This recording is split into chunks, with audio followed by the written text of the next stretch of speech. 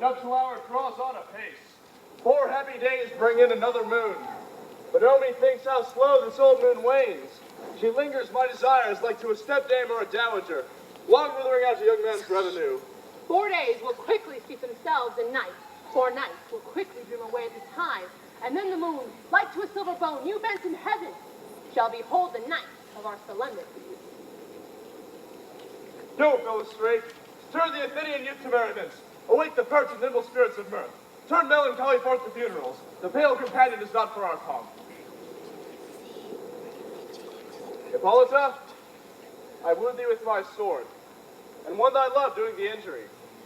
But I will wed thee in another key, with pomp, with triumph, and with reveling. Happy be, Theseus, our renowned Duke. Thanks, good Aegeus. What news with thee? Full of vexation come I, with complaint against my child, my daughter Hermia. Stand forth, Demetrius. My noble lord, this man hath my consent to marry her. Stand forth, Lysander. And my gracious Duke, this man hath bewitched the bosom of my child. Thou, Lysander, thou hast given her rhyme to interchange love tokens with my child. By moonlight at her window hast thou sung feigning voices, verses of feigning love. With cunning hast thou filled my daughter's heart, and turned her obedience, which is due unto me, into stubborn harshness. And, my gracious Duke, be it not so here before your grace, that she should consent to marry Demetrius, I beg the ancient law of Athens, as she is mine, I may dispose of her. And that shall be either unto this man, or to her death. Immediately provide in the case. What say you, fair Hermia? Be advised, fair maid, to you your father should be as a god, one that composed your beauties, yea, and one to whom you are but a form in wax, by him imprinted, and within his power to leave the figure or disfigure it. Demetrius is a worthy gentleman. So is Lysander. In himself he is, but in this kind, wanting your father's voice, the other must be held the worthier. I would my father looked but with my eyes. Rather, your eyes must with his judgment look. I do entreat your grace to pardon me. I know not by what power I made bold, nor how it may concern my modesty in such a present here to plead my thoughts, but I beseech your grace, that I may know the worst that may befall me in this case, if I refuse to wed Demetrius. Either to die the death, or to abjure forever the society of men. Therefore, fair Hermia, question your desires. Know of thy youth, and examine thy blood, whether if you yield not to your father's choice, that you can endure the livery of a nun. For I, to be in shady cloisters mewed, to live a barren sister all your life, chanting fate hymns to the cold and fruitless moon. Thrice blessed are they that so master their blood, to undergo such maiden pilgrimage. But earthlier happy is the rose distilled, than that which withering on the virgin thorn, lives, grows, and dies in single blessedness. So will I grow, so live, so die, my lord, ere to yield my virgin patent up into his lordship, whose unwished yoke my soul consents not to give sovereignty. Take time to pause, and by the next new moon, the sealing day betwixt my love and me for everlasting bond of fellowship. On that day, be either prepared to die the death for disobedience to your father's will, or else to wed Demetrius as he would, or on Diana's altar to protest for high austerity and single life. Relent, sweet Hermia, and Lysander, yield thy crazy title to my certain right. You have her father's love, Demetrius. Let me have Hermia's. You marry him. Scornful Lysander! Worthy hath my love, and what is mine, my love shall render him. And I do bestow upon Demetrius. I am, my lord, as well derived as he, as well possessed. My love is more than his. My fortunes every way is fairly ranked, if not vantage, as Demetrius's. And, which is more than all these boasts can be, I am beloved of beauteous Hermia. Why should I not then prosecute my right? Demetrius, all vouch it to his head, made love to Nadar's daughter Helena, and won her soul, and she, sweet lady, devoutly dotes in idolatry upon fist-spotted and inconstant man. I must confess that I have heard so much, and thought with Demetrius to speak thereof, but my mind being overfull of self-affairs did lose it. But Demetrius come, and Aegeus come, I have some schooling for you both. For you, fair Hermia, look you fit your fancies to your father's will, or else the law of Athens yields you a which by no means we may extenuate, to death or to a vow of single life. Come, Hippolyta, what cheer, my love? Demetrius and Aegeus, go along. I must employ you in some business against our nuptial, and confer with you of something nearly that concerns yourselves. With duty and desire, you follow me.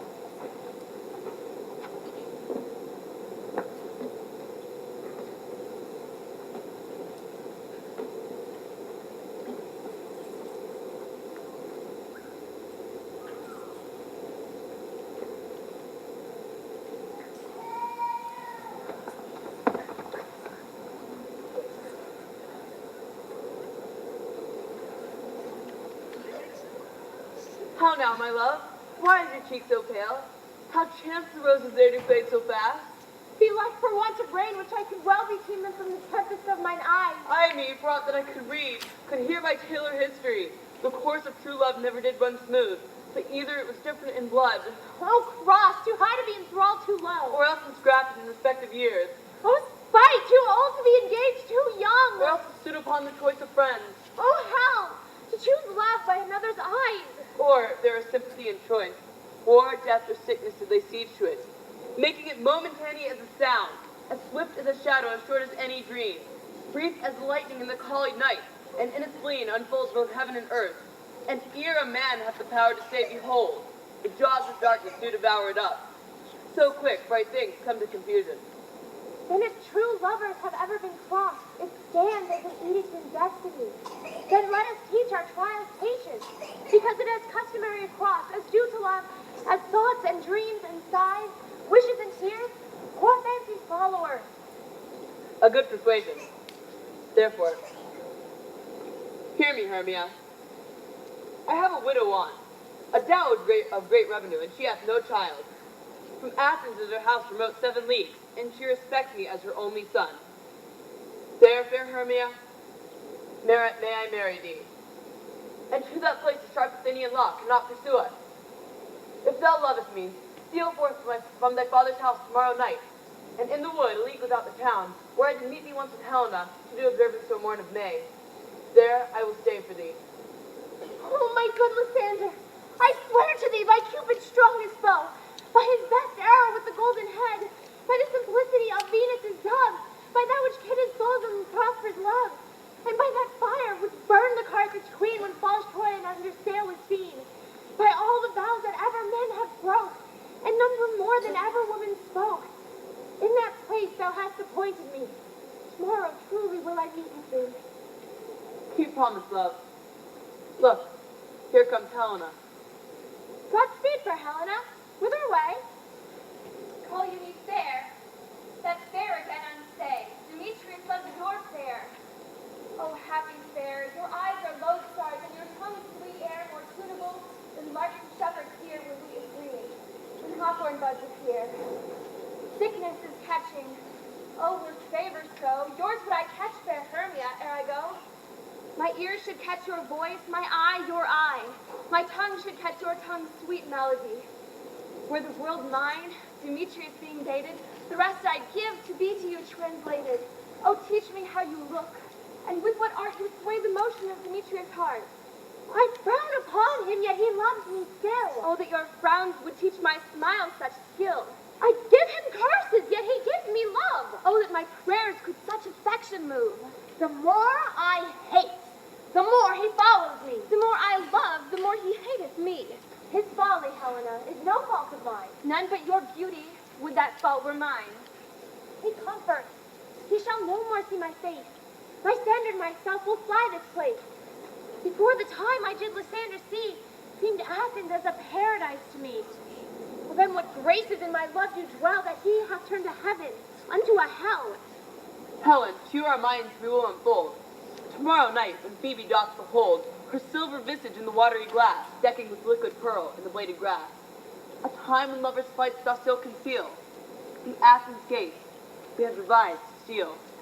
And in the wood, where often you and I, upon faint primrose beds were wont to lie, emptying our bosoms of their counsel sweet.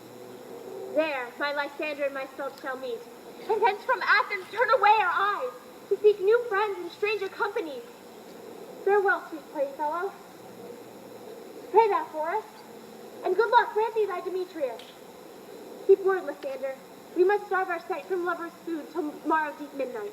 I will, my love. Helena, adieu. As you on him, Demetrius dote on you.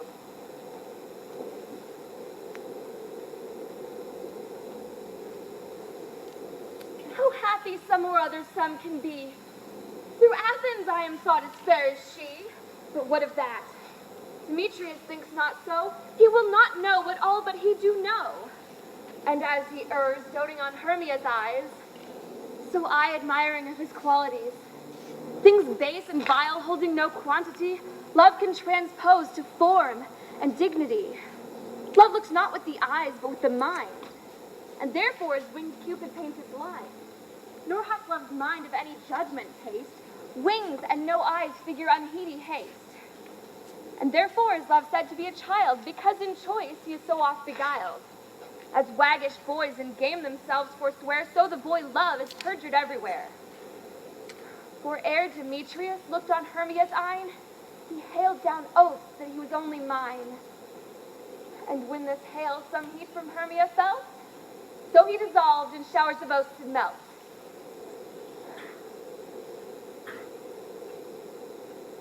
I will go tell him of fair Hermia's flight.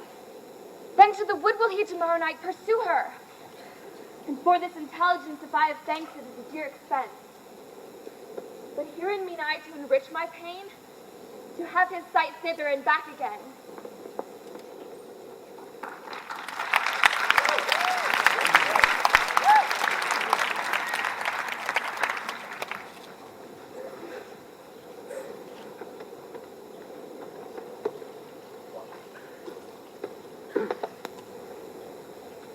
Is all our company here? You are best to call them generally, man by man, according to the script.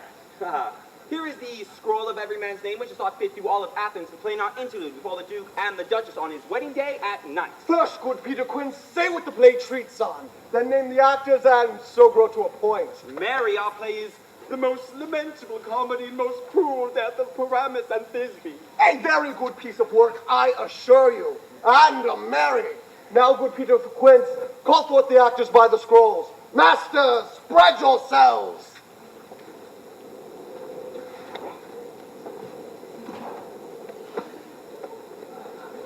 And, sir, as I call you, Nick Bottom the Weaver. Retty, name what part I am for and proceed. You, Nick Bottom, are set down for Paramus. What is Paramus? Say, lover or a tyrant? A lover that kills himself most gallant for love. That will last some tears in the true performing of it. If I do it, let the audience look to their eyes. I will move storms. I will condole in some measure to the rest. Yet, my chief humor is for a tyrant. I could play Hercules rarely, or a part the terra captain to make all split. The raging rocks and shivering shocks shall break the locks of prison gates, and Phoebus' car shall shine from far and make and mar the foolish fates. This was lofty. Now name the rest of the players.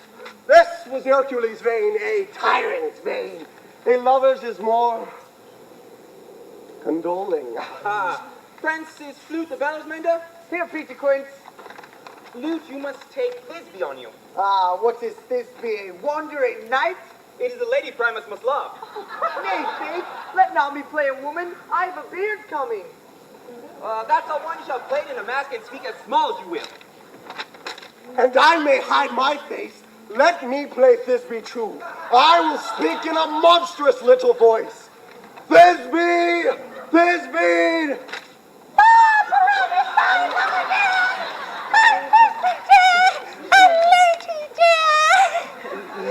No, you must play Paramus and Flute you Thisbe. Well, proceed. Robin Starveling the tailor. Here, Peter Quince. You must play Thisbe's mother, Tom Snout the tinker. Here, Peter Quince. You, Primus's father, myself, Thisbe's father, snug the joint of you the lion's part, and I hope here's a play fitted. Have you the lion's part written? Pray you, if it be given me, for I am so of study. You may do it extempore, for it is nothing but roaring. Let me play the lion too. I will roar that I will do any man's heart good to hear me. I will roar that I will make the Duke say, let him roar again, let him roar again. Well, and you shall do too terribly. You would find the Duchess and the ladies that they would shriek, and that's where enough to hang us all. That would hang us every month. My friends, I grant you, if you should fright the ladies out of their wits, they would have no more discretion but to hang us. But I will aggravate my voice so that I will roar you as gently as any sucking dove. I will roar you as 'twere any nightingale. No! You can play no part but Paramus.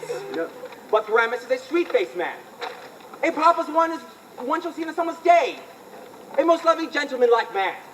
Therefore you must needs play Paramus. Well,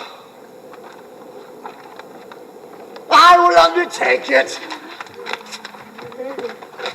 What beard were I best to play as him? Why, what you will. Well, I will discharge it in either your straw-colored beard, your orange tawny beard, your purple ingrain beard, or your French crown-colored beard, your perfect yellow. Some of your French crowns have no hair, and then you'll have to play it bareface. Oh, masters, here are your parts, and I'm to entreat you, request you, and desire you to come them by tomorrow night, and meet me in the passwood a mile of that town by moonlight. There will we rehearse, for if we meet in the city, we will be dogged with company and our devices known. In the meantime, I will draw a bill of property such as I play once. I pray you, fail me not. We will meet, and there we will rehearse most obscenely and courageously. Take pains, be perfect. Adieu! At the Duke's Sophie meet. Enough! Hold or cut both strings!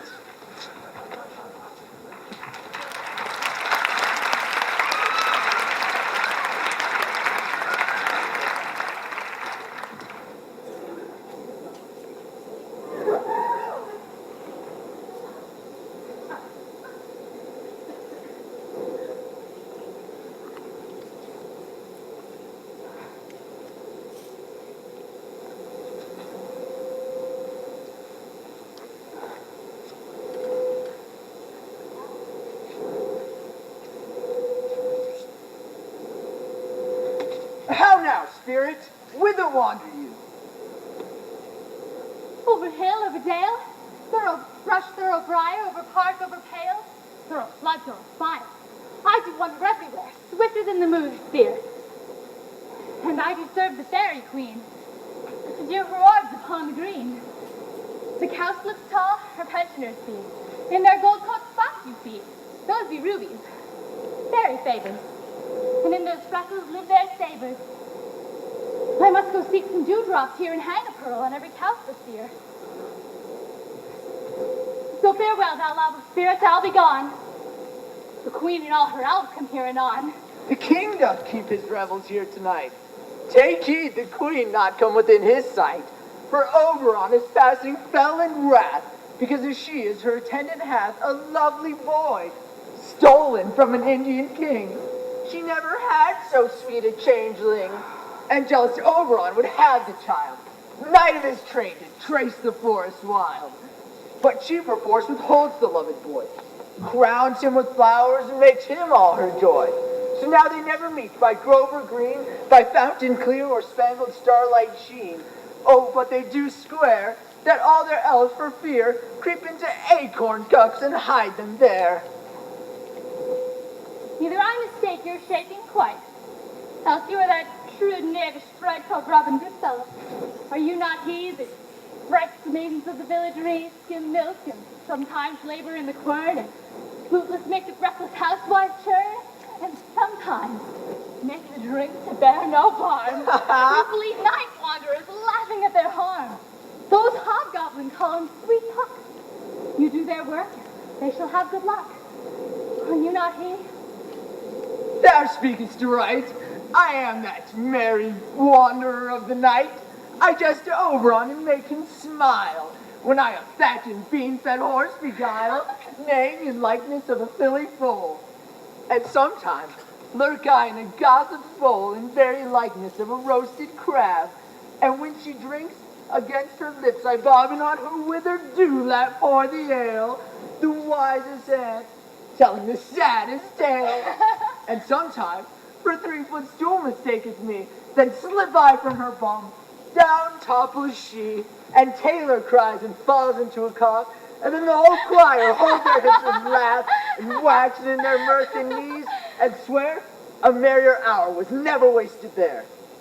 But room, fairy, here comes Oberon. Oh, and here my lady. Would that he were gone.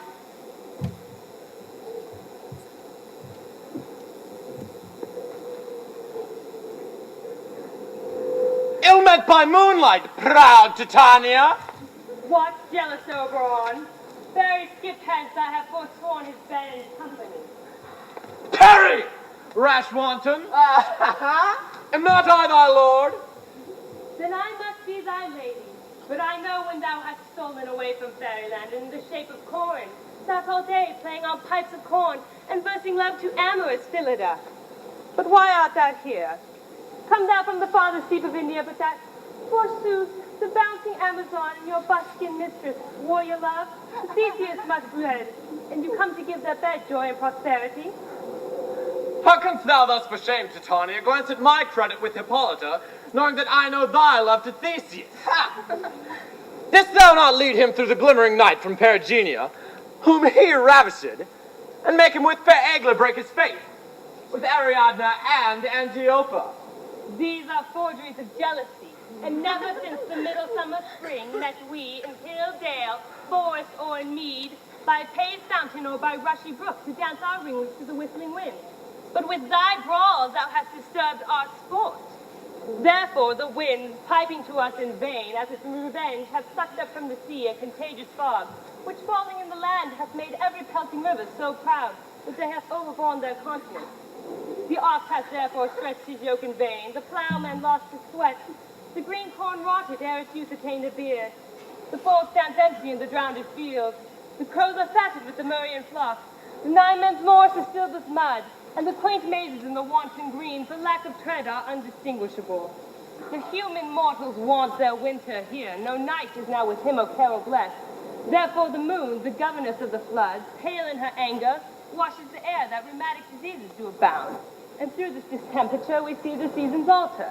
Hoary-headed frost land in the fresh lap of the crimson rose, and an old hind thin and icy crown, an odorous chaplet of sweet summer buds is as in mockery set. The spring, the summer, the childing autumn, the angry winter change their wonted liveries, and the mazed world now knows not which is which. And this same progeny of evils come from our debate and our decisions. We are their parents and originals. Do you amend it then? It lies in you. Why should Titania cross her Oberon? I give a beg a little changeling boy to be my henchman. Set your heart at rest. The fairyland buys not the child of me. His mother was a votaress of my order, and in the spice Indian air by night, full often has she gossiped by my side and sat with me on Neptune's yellow sand to watch the embarked traders on the flood, which she, with swimming and with pretty grace and following, would imitate the sails upon the land, to fetch me trifles and return again as from voyage, rich with merchandise. But she, being mortal of that boy, did die. And for her sake do I rear up her boy, and for her sake will I not part with him. How long within this wood intend you stay? Perchance till after Theseus' wedding day, if thou wilt patiently see our moonlight revels, go with us. If not, shun me, and I will spare thee thy haunts.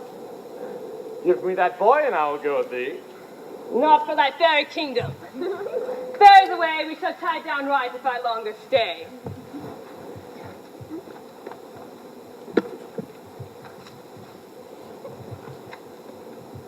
Well, go thy way! Thou shalt not from this grove till I torment thee for this injury. My gentle part, come hither. Thou rememberest, since once I sat upon a promontory, and heard a mermaid on a dolphin's back, uttering such a dulcet and harmonious breath that the rude sea grew civil at her song, and certain stars shot madly from the spheres to hear the sea maid's music. I remember. That very time I saw, but thou couldst not, flying between the cold moon and the earth, Cupid all armed. A certain aim he took at a fair vessel throned by the west, and loosed his love shaft smartly from his bow, as it should pierce 100,000 hearts. But I might see young Cupid's fiery shaft quenched by the chaste beams of the watery moon, and the imperial votaress passed on, in maiden meditation, fancy-free. But marked I where the bolt of Cupid fell. It fell upon a little western flower, before milk white, now purple with love's wound. And maidens call it love, in idleness. Fetch me this flower, the herb I showed thee once. The juice of it on sleeping eyelids laid will make or man or woman madly dote on the next live creature that it sees. Fetch me this herb, and be thou here again ere the Leviathan consume a league. I'll put a girdle round about the earth in 40 minutes. Having once this juice, I'll watch Titania when she's asleep, and drop the liquor of it in her eyes. The next thing she waking looks upon, be it on lion, or bear, or wolf, or bull, on meddling monkey, or on busy ape, she shall pursue it with the soul of love. And ere I take this charm from off her sight, as I can't take it with another herb, I will make her render her page to me. But who comes here? I'm invisible, and I will overhear their conference. I love thee not, therefore pursue me not. Where is Lysander and fair Hermia? The one I'll slay, the other slayeth me.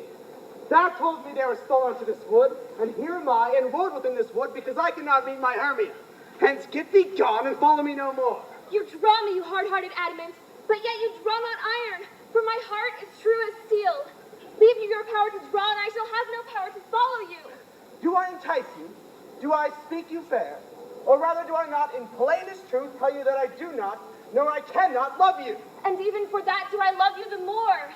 I am your spaniel, and Demetrius, the more you beat me, I will fawn on you. Use me but as your spaniel. Spurn me, strike me, neglect me, lose me, only give me leave, unworthy as I am, to follow you. What worser place can I beg in your love? And yet a place of high respect is me than to be used as you use your dog.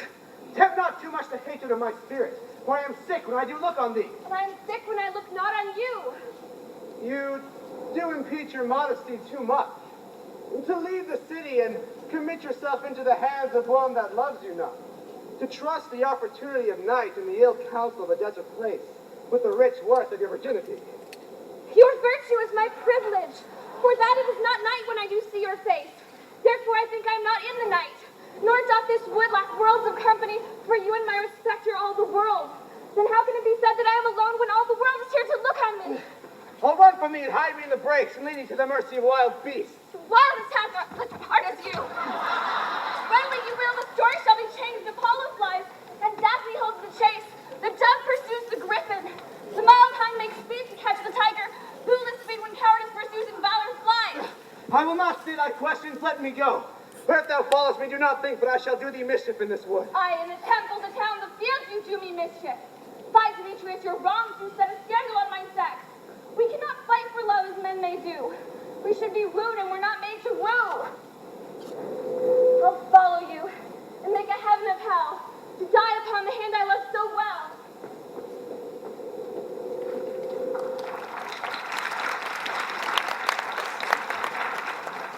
Fare thee well, nymph.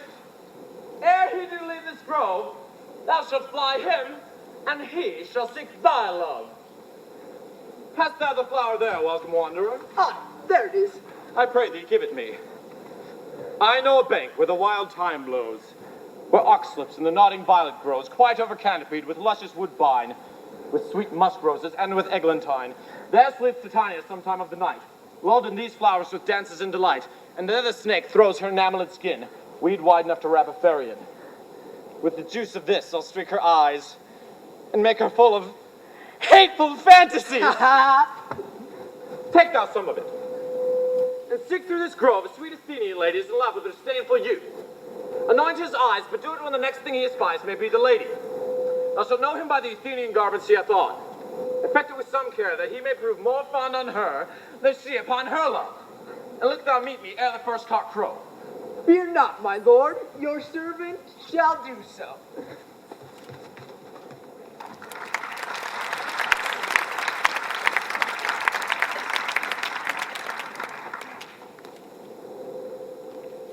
Come now, a roundel and a fairy song.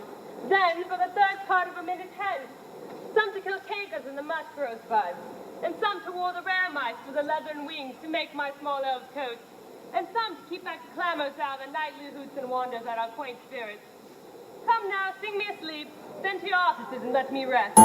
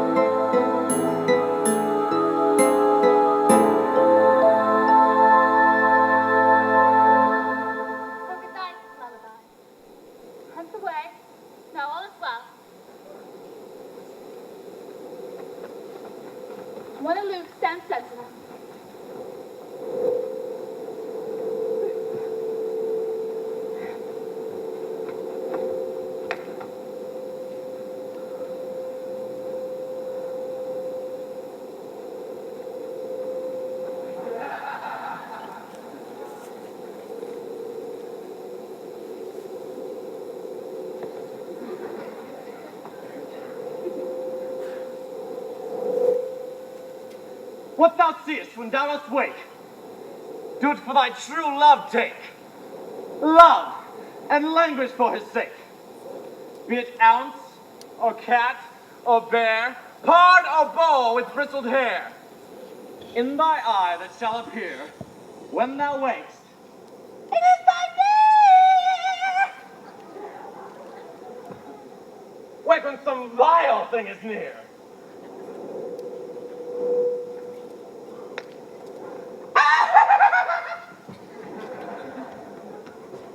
Fair love, you fainted wandering in the wood. and speak troth I have lost her way. Rest us, Hermia, if you think it good, and tarry for the comfort of day. Be it so, Lysander. Find you out of bed, for I upon this bank will rest my head. One turf shall serve as a pillow for us both. One bed, one heart, two bosoms and one troth.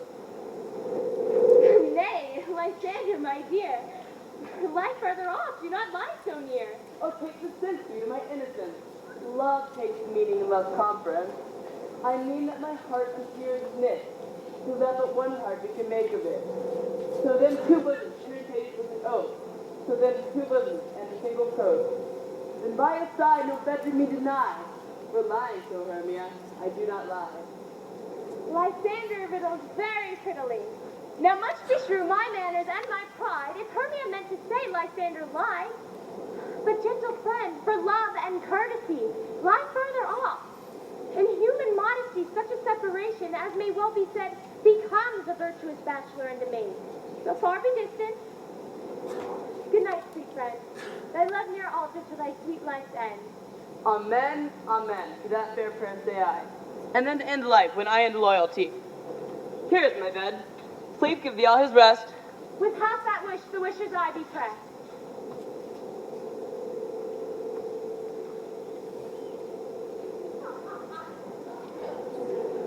Through the forest shall I gone. What a pity found I not.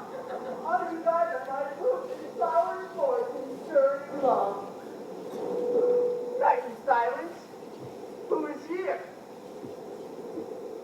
Weeds of Athens he doth wear. This is he my master said despised of the Athenian maid. And she is the maiden sleeping sound on the dank and dirty ground. Pretty soul. She durst not lie near this lack love, this kill courtesy. Churl, upon thy eye I throw all the powers his tongue doth owe. When thou wakest, let love forbid sleep conceived on thy eyelid. Now wake when I am gone, for I must now to Oberon. Danger, thou kill me, sweet Demetrius. I charge thee, hence, and do not haunt me thus. Oh, wilt thou darkling leave me? Do not so. Stay on thy peril. I alone will go. Oh, I am out of breath in this fond chase. The more my prayer, the lesser is my grace. Happy is Hermia wheresoe'er she lies, for she has blessed and attractive eyes. How came her eyes so bright? Not with salt tears, if so my eyes are oftener washed than hers. No, no, I am as ugly as a bear. For beasts that meet me run away for fear. Therefore no marvel though Demetrius do as a monster fly my presence thus. What wicked and dissembling glass of mine made me compare with Hermia's fiery eyne? But who is here? Lysander on the ground? Dead or asleep, I see no blood, no wound. Lysander, if you live, but stir awake. And run through fire I will for thy sweet sake.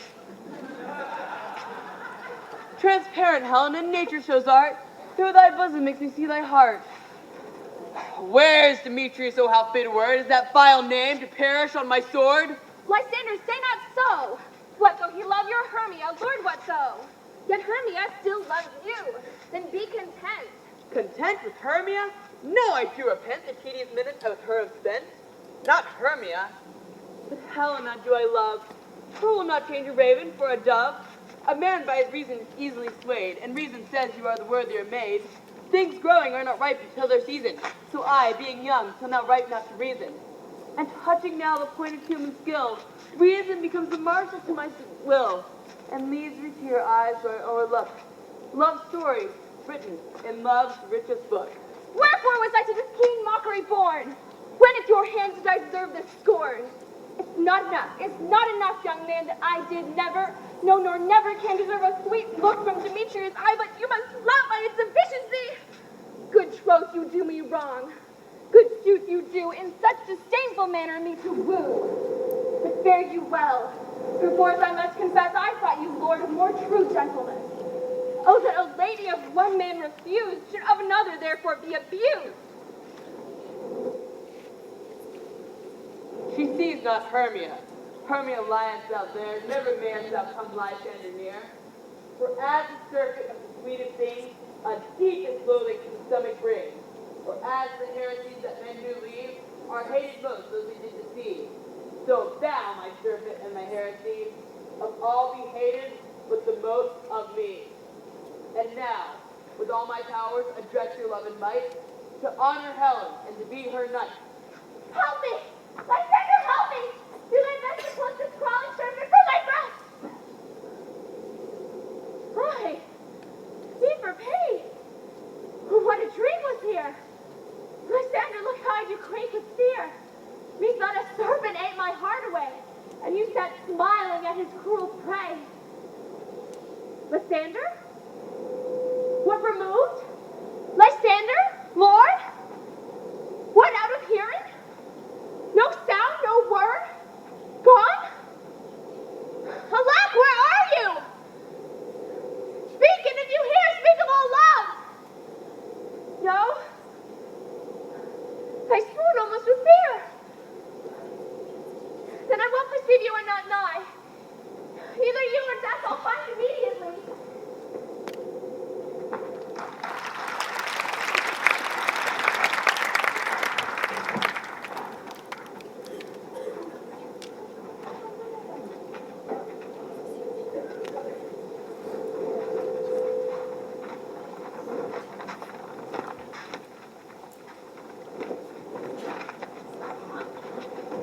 Oh, we all met. Aha, Patch, and is a marvelous place for our play. This green plot shall be our stage, this Hawthorne breakout tarring house, and we will do it in action as we will do it before all the Duke. Peter Quince, What sayest thou, Bully Bottom? there are things in this comedy of Paramus and Thisbe that will never please. First, Paramus must draw a sword to kill himself, which the ladies cannot abide. How is you that? Fire leg and a parlous fear. I believe we must leave the killing out when all is done. Nope, not a whit. I have a device to make all well. Write me a prologue and let it seem to say, we will do no harm with our swords, and that Paramus is not killed indeed. And for the more better assurance, tell them that I, Paramus, am not Paramus, but Bottom the Weaver. This will put them out of their fear. We find we'll have a prologue and it shall be written in 8 and 6. No, make it 2 more. Let it be written in 8 and 8. Will not the ladies be afeard of the lion? I fear it, I promise you. Masters, you ought to consider with yourselves to bring in God shield us, a lion. Among ladies is the most dreadful thing, for there is not a more fearful wild fowl than your lion living, and we ought to look to it. Therefore, another prologue must tell he is not a lion. Nay! You must name his name, and half his face must be seen through the lion's neck. And she must speak through, saying thus, or to the same effect, ladies, or fair ladies, I would wish you, or I would request you, or I would entreat you, not to fear, not to tremble, my life for yours. If you think I come hither as a lion, it were a pity on my life. No, I am no such thing. I am a man, as other men are. And there indeed, let him name his name, and tell them plainly, he is Snug the Joiner. It shall be so. But there are 2 odd things, that is to bring moonlight into the chamber. For you know, Paramus and Thisbe do meet by moonlight. Doth the moon shine that night we play our play? A calendar, a calendar. Look in an almanac. Find out moonshine, find out moonshine. Yes, it does shine that night. Why then we may leave a casement at the great chamber window where we play open, and the moon may shine in at the casement. Aye, or else a person can come in with a bush of thorn and a lantern and say he comes to disfigure or present the person of moonshine. Oh, and then there is another thing. That is to bring a wall into the great chamber. For you know, Paramus and Thisbe do talk through the chink of a wall. You can never bring in a wall. What say you, Bottom? Some man or other must present wall. Let him have some plaster, or some loam, or some rough cast about him to signify a wall. And let him hold his fingers thus, and through that cranny shall Paramus and Thisbe whisper. If that may be, then all is well. Come sit down, every mother's son, and rehearse your parts. Primus, you begin. When you have spoken your speech, enter into that break, and so everyone according to his cue. What hemp and homespuns have we swaggering here? So near the cradle of the fairy queen? Ha ha! What a play toward! I'll be an auditor, an actor too, perhaps, if I see cause. Speak, Primus. This be stand for.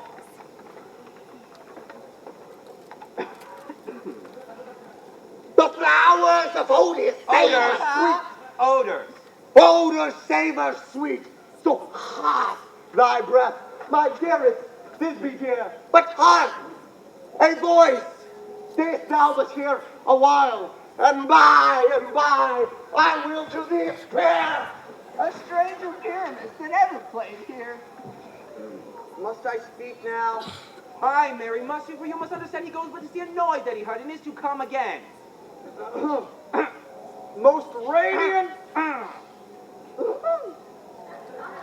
Most radiant Paramis, most lily white of hue, of color like the red rose on triumphant fire, most briskly juvenile and most lovely Jew, as truest horse that yet would never tire.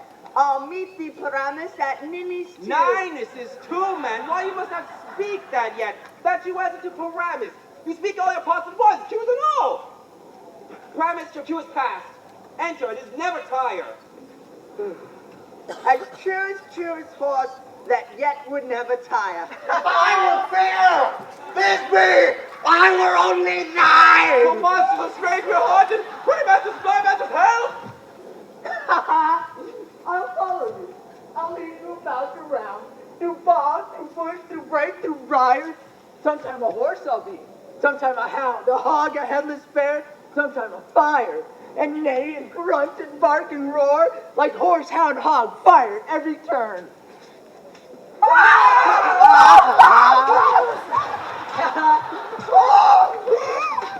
Why do they run away? This is a knavery of them to make me a fan. Oh, bottom, thou art changed. What do I see on thee? What do you see? You see an ass's head of your own, do you? Blessing! Thou art translated!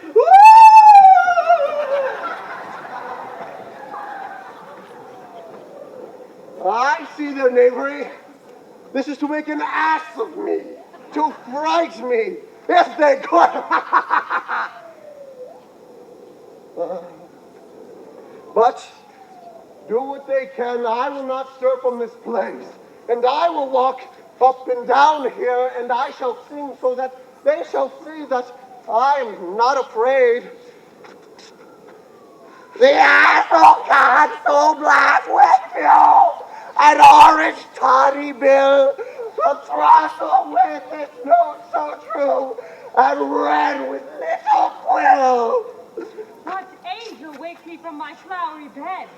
The finch, the sparrow, and the lark, the prince of cuckoo gray, whose note doth many a man doth mark, and dare not answer nay. Ah!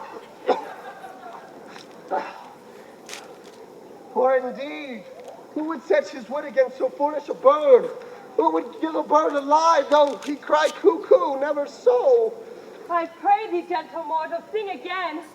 Mine ear is much enamored of thy notes, so is mine eye enthralled to thy shape. And thy fair virtue's force, perforce doth move me on first view to say, to swear, I love thee. Methinks, mistress, you should have little reason for that. And yet, to say the truth, love and reason keep little company nowadays. More the pity, some honest neighbor will not make them friends. Nay, I can blink upon occasion. Thou art as wise as thou art beautiful. Not so, neither. But if I have enough wit about me to get out these woods, I have enough to serve my own turn. Out of this wood do not desire to go. Thou shalt remain here, whether thou wilt or no. I am a spirit of no common race, and the summer still doth tend upon my face, and I do love thee. Therefore go with me, and I will give thee fairies to attend on thee, and fetch thee jewels from the deep, while thou art pressed flowers dost sleep. And I will purge thy mortal grossness, so that thou, like an airy spirit, shalt go. Peas blossom, cobweb, moss, and mustard seed. Freddie, and I, and I, and I. Where shall we go? Be kind and courteous to this gentleman. Hop in his walks and gambol in his eyes. Feed him with apricots and dewberries, purple grapes, green figs, and mulberries. The honey bags steal from the humble bees, and the night tapers crop their waxen thighs, light them at the fiery glowworm's eyes, to have my love to bed and to arise. And pluck the wings from the painted butterflies, to fan the moonbeams from his sleeping eyes. Nod to him, elves, and do him courtesies. Hail, mortal! Hail! Hail! Hail! I cry your worship mercy heartedly. I beseech your worship's name. Cobweb! I will desire you of more acquaintance, good Master Cobweb. If I cut my finger, I will make bold with you.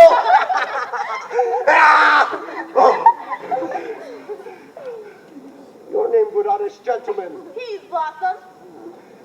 I pray you commend me to Mistress Squash, your mother, and Master Peascod, your father. I will desire you of more acquaintance too, good Master Peas Blossom. Your name, I beseech you, sir. Mustard seed! I know your patience well. That same cowardly giant ox-like beast hath devoured many a gentleman of your house. I promise you, your kindred hath made my eye water here now. I will desire you of more acquaintance too, good Master Mustard Seed. Come, wait upon him, lead him to my bower. The moon, methinks, looks with a watery eye, and when she weeps, weeps every little flower, lamenting some enforced chastity. Tie up my lover's tongue, bring him silently.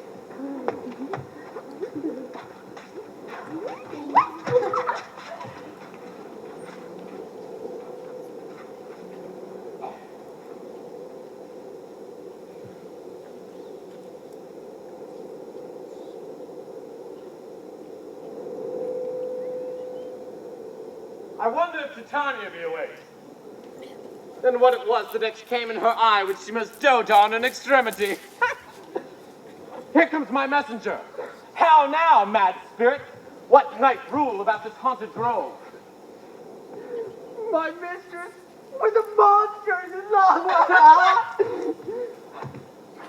the Near to her close and consecrated bower, while she was in her dull and sleeping hour, a crew of patches, rude mechanicals that work for bread upon Athenian stalls, were met together to rehearse a play, intended for great Theseus' nuptial day. The shallowest thick-skin of that barren sort, who Pyramus presented in their sport, forsook his scene and entered in a break. And I did him at this advantage take, and as his knoll I fix it on his head. Anon, his fifty must be answered, and forth my mimic comes. When they him spy, as wild geese that the creaming fowler eye, or russet-painted chalk, many in sort, rising and cawing at the gun's report, sever themselves and madly sweep the sky. So at his sight, away his fellows fly, and at our stamp here o'er and over one falls. He murder cries, and help from Athens calls. Their sense thus weak, lost with their fears thus strong, made senseless things begin to do them wrong. For briars and thorns at their apparel snatch, some sleeves, some hats, from healers all things catch. I led them on in this distracted fear, and left sweet Pyramus translated there. When in that moment, so it came to pass, Titania waked and straightway loved an ass. This falls out better than I could devise. But hast thou allowed the Athenians eyes with the love juices I did bid thee do? I took him sleeping, that is finished too. The Athenian made him by his side, so that when he waked, of force she must be eyed. Stand close, this is the same Athenian. This be the woman, but not this the man. For why rebuke you him that loves you so? Lay breath so bitter on your bitter foe. Now I'm a child, but I should use thee worse, for thou hast given me cause to curse. If thou has slain Lysander in his sleep, being more shoes in the blood, plunged in the deep, and killed me too. The sun was not so true unto the day as he to me. Would he have stolen away from sleeping Hermia? I believe that soon this whole earth may be bored, and that the moon may through the center creep, and so displease her brother's noontide with the antipodes. It cannot be, but thou hast murdered him. So should a murderer look, so dead, so grim. So should the murdered look, and so should I, pierced to the heart by your stern cruelty. But you, the murderer, look as bright and as clear as yonder Venus in her glimmering sphere. What's this to my Lysander? Where is he? Ah, good Demetrius, wilt thou give him me? I'd rather give his carcass to my hounds. Out, dog, out, cur! Thou drives me past the bounds of mating patience. Hast thou slain him then? Henceforth be never numbered among men. Oh, once, tell true, even for my sake. Durst thou have looked upon him being awake, and hast thou slain him sleeping? Oh, brave touch! Could not a worm, an adder do so much? Oh, an adder did it, for with doubler tongue than mine, thou serpent, never adder stung. You spend your passion on a misprized mood. I am not guilty of Lysander's blood, nor is he dead, for aught that I can tell. I pray thee, tell me then that he is well. And if I could, what should I get therefore? A privilege never to see me more, and from thy hated presence part I so. See me no more, whether he be dead or no. There is no following her in this fierce vein. Here therefore while I will remain. So sorrow's heaviness doth heavier grow, for death that bankrupt sleep with such sorrow owe. Which in some slight measure it will pay if for some tender here I make some stay.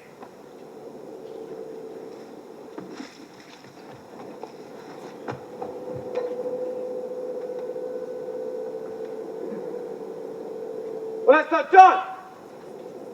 Thou hast mistaken quite and laid the love juice on some true love sight. Of thy misprision must perforce ensue a true love turn and not a false turn true. That fate overrules that one man holding troth, a million fail, confounding oath on oath. About the wood go swifter than the wind, and Helena of Athens wilt thou find. All fancy 6 she is in pale of cheer, the size of love to cost the fresh blood dear. By some illusion wilt thou bring her here. I'll charm his eyes against you do appear. I go. Look how I go, swifter than arrow from Tartar's bow.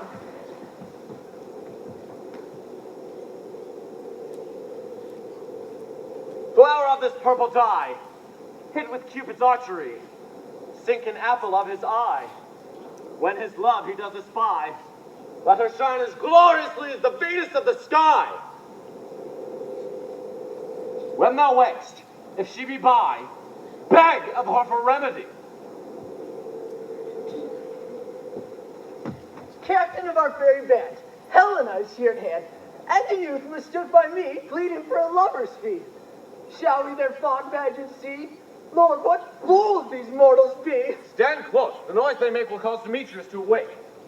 Then we'll two at once woo one. That must needs be sport alone.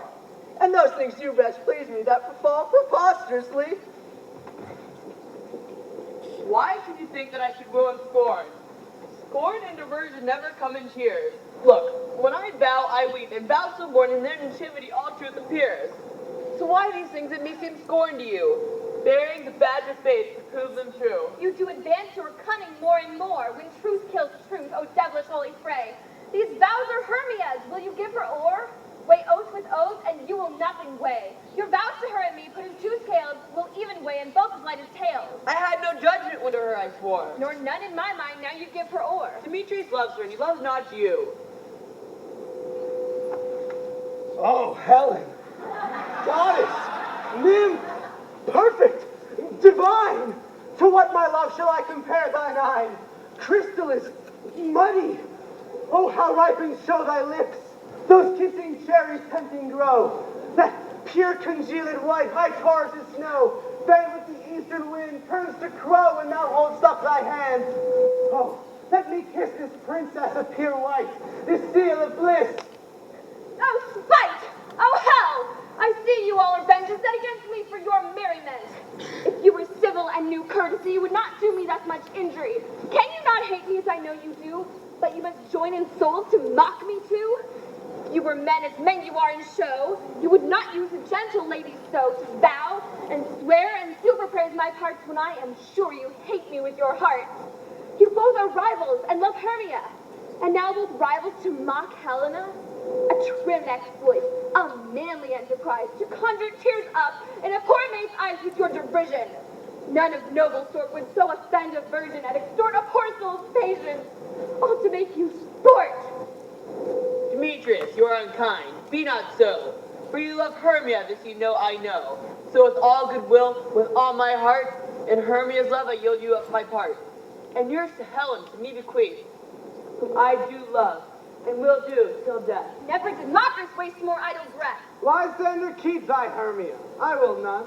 If e'er I loved her, all that love is gone. My heart to her is but as guest-wise sojourn, and now to Helen is at home returned, there to remain.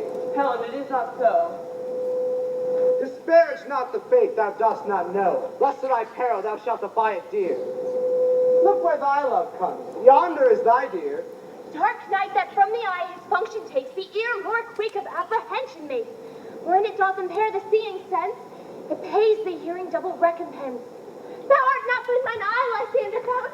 Mine ear I thank it brought me to thy sound. But why unkindly didst thou leave me so? Why should he stay when love doth press to go? What love could press Lysander from my side? The Sanders' love that would not let him bide. Fair Helena, who more gilds the night, than all yon fiery oaths and eyes of light. Why seekest thou me? Can you not make this known? The hate I bear thee made me leave thee so. You speak not as you think, it cannot be. Lo, she is one of this confederacy. Now I perceive they have conjoined all three to fashion this false sport in spite of me. Injurious Hermia, most ungrateful maid, have you conspired? Have you with these contrived to bait me with this foul derision? Is all the counsel that we two have shared, the sisters' vows, the hours that we have spent when we have chid the hasty-footed time for parting us? Oh, is it all forgot? All school days friendship, childhood innocence? We Hermia, like two artificial gods, have with our needles created both one flower, both on one sampler, sitting on one cushion, both warbling of one song, both in one key. As if our hands, our sides, voices, and minds have been incorporate. So we grew together, like to a double cherry, seeming parted, but yet a union and partition. Two lovely berries molded on one stem, so with two seeming bodies but one heart, two of the first like coats and heraldry, do but to one, and crowned with one crest. And will you rent our ancient love asunder, to join with men in scorning your poor friend? It is not friendly, 'tis not maidenly. Our sex as well as I may chide you for it, though I alone do feel the injury. I'm amazed at your passionate words. I scorn you not, it seems you scorn me. Have you not set Lysander as in scorn, to follow me and praise my eyes and face, and made your other love Demetrius, who even but now did spurn me with his foot, to call me goddess, nymph, divine and rare, precious, celestial? Wherefore speaks he this to her he hates? And wherefore doth Lysander deny your love so rich within his soul, and tender me forsooth affection, but by your setting on, by your consent? What though I be not so in grace as you, so hung upon with love, so fortunate, but miserable most to love unloved? This you should pity rather than despise. I understand not what you mean by this. I do, persever, counterfeit sad looks, make mouths upon me when I turn my back, wink each at other, hold the sweet jest up. This sport well carried shall be chronicled. If you have any pity, grace, or manners, you would not make me such an argument. But fare ye well. 'Tis partly my own fault, which death or absence soon shall remedy. Helen, it is not so. Danger to Helena, my love, my life, my soul, fair Helena. Oh, excellent, sweet, do not scorn her so. If she cannot entreat, I can compel. Thou canst compel no more than she entreats. Thy threats have no more strength than her weak prayers. Helen, I love thee, by my life I do. I swear by that which I would lose for thee. To prove him false that says I love thee not. I say I love thee more than he can do. Then come, quick, withdraw, and prove it too. Quick, come. Lysander, where's his head all this? Away, you Ethiop! No, he'll seem to break loose, take on as you would follow. But yet come not, you're a tame man, go. Hang off, thou cat, thou bird, vile thing, let loose, or I will shake thee from me like a serpent. Why are you grown so rude? What change is this? Sweet love! Thy love, out, tawny tartar, out, out! medicine, hated potion. Hence! Do you not jest? Yes, Sooth, and so do you. Demetrius, I will keep my word with thee. I would I had your bond, for I perceive a weak bond holds you. I'll trust not your word. What, should I hurt her? Strike her? Kill her dead? Although I hate her, I'll not harm her so. What, can you do me greater harm than hate? Hate me! Wherefore? I'm me. What news, sweet love? Am not I Hermia? Are not you Lysander? I'm as fair now as I was erewhile. Since night you loved me, yet since night you left me. Why then you left me? Oh, the gods forbid! In earnest, shall I say? Aye, by my life, and never did desire to see thee more. Therefore, be out of question, of hope, of doubt. Be certain nothing truer, 'tis no jest, that I do hate thee and love Helena. Oh, me. You juggler! You taker blossom! You speak of love! What, have you come by night and stolen my love's heart from him? Silent face, have you no modesty, no maiden shame, no touch of bashfulness? What, will you tear impatient answers from my gentle tongue? Fie, fie, you counterfeit! You puppet, you! Puppet! Why so? Aye, that way goes the game. Now I perceive she hath made compare between our statures. She hath urged her height, and with her personage, her tall personage, her height for such she had prevailed with him. And are you grown so high in his esteem because I am so dwarfish and low? How low am I, thou painted maypole? Speak! How low am I? Oh, I am not yet so low but that my nails can reach until thine eyes! I pray you, though you mock me, gentlemen, let her not hurt me. I was never cursed. I have no gift at all in shrewishness. Let her not strike me. You perhaps may think because she is something lower than myself that I can match her. Lower? Hark again! Good Hermia, do not be so bitter with me. I evermore did love you, Hermia, did ever keep your counsel, never wronged you, save that in love unto Demetrius. I told him of yourself that this was he followed you, for love I followed him. But he hath chid me and hath threatened me to strike me, spurn me, nay, to kill me too. And now, so you will let me quiet go to Athens, will I bear my folly back and follow you no further. Let me go. You see how simple and how fond I am. Why? Get you gone. What is it that hinders you? A foolish heart that I leave here behind. Oh, what? With Lysander? With Demetrius? Helen, do not worry, she'll not harm thee so. No, sir, she shall not, though you take her part.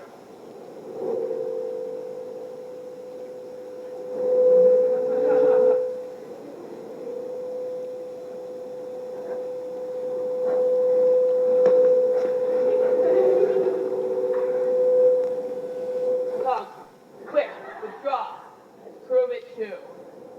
Oh, thou dost not know what thou wilt see. Then I shall take Helen. And I shall take Helen.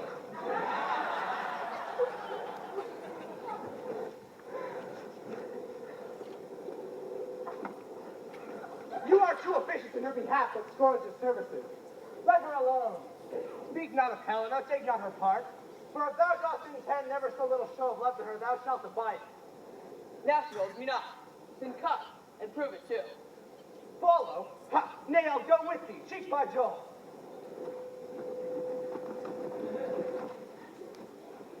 You, mistress! All this coil is long of you! Nay, go not back. I will not trust you, I. No longer stay in your cursed company. Your hands and mine are quicker for a fray. My legs are longer, though, to run away. I'm amazed if you know what to say.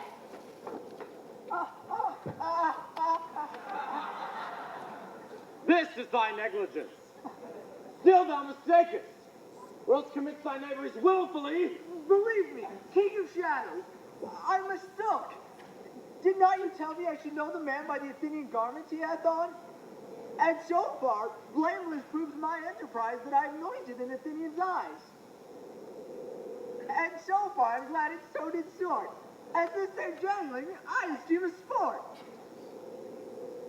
Thou seest these lovers seek a place to fight. Hie therefore, Robin, overcast the night. The starry welkin cover thou anon with drooping fog as black as Acheron. Lead these testy rivals so astray as one come not within another's way. Like to Lysander, sometime frame thy tongue, then stir Demetrius up with bitter wrong, and sometime rail thou like Demetrius. From each other look thou lead them thus, till o'er their brows death counterfeiting sleep, with leaden legs and batty wings doth creep.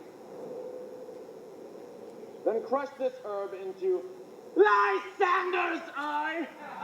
His liqueur hath this virtuous property, to take from thence all error of his might, and make his eyeballs roll with wonted sight.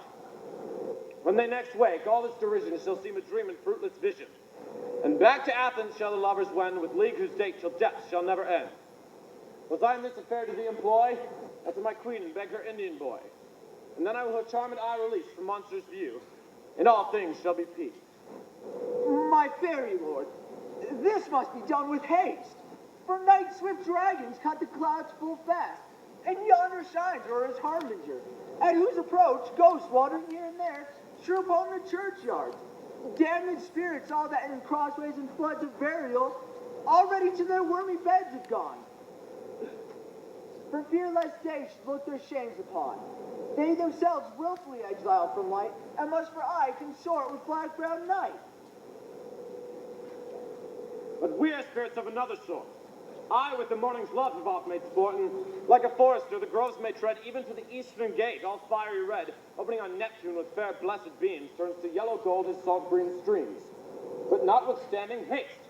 Make no delay, we may effect this business yet ere day. Up and down, up and down. I will lead them up and down. I am feared in field and town. God will lead them up and down. Here comes one. Where art thou, proud Demetrius? Speak thou now.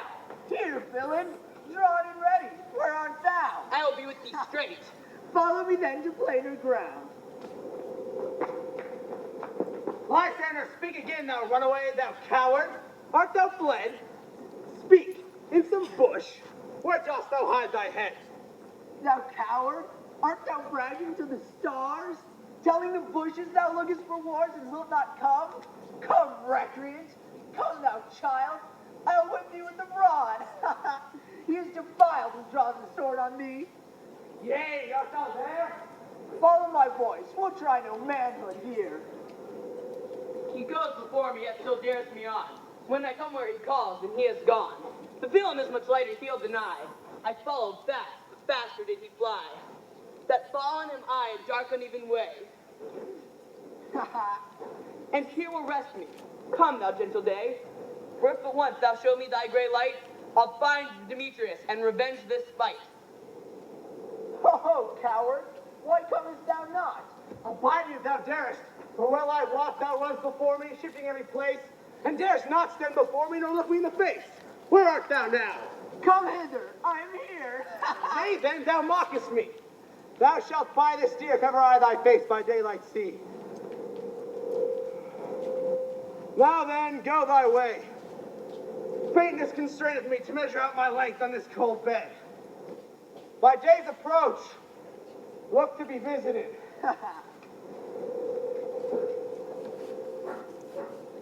Oh, weary night. Oh, long and tedious night, abate thy hours, shine comforts from the east, that I may back to Athens by daylight, and these that my poor company detest.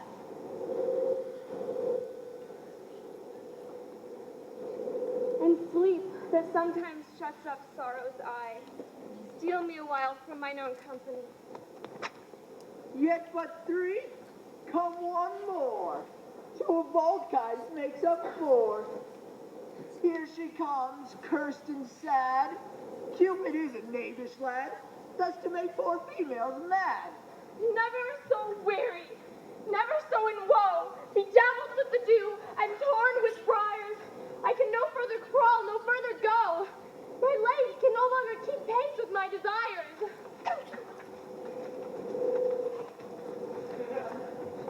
Here will I rest me till the break of day. Heaven shield Lysander if they meet a fray. On the ground sleep sound. I'll apply to thy eye gentle love a remedy. When thou wakest, thou takest true delight in the sight of thy former lady's eye. And the country proverb knows that every man shall have his own, in your waking shall be shown.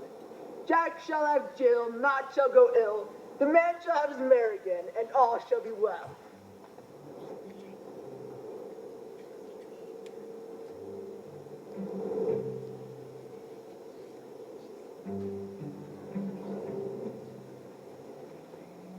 Ladies and gentlemen, it's now time for the intermission. But please beware where you step, and be warned not to wake our sleeping lovers.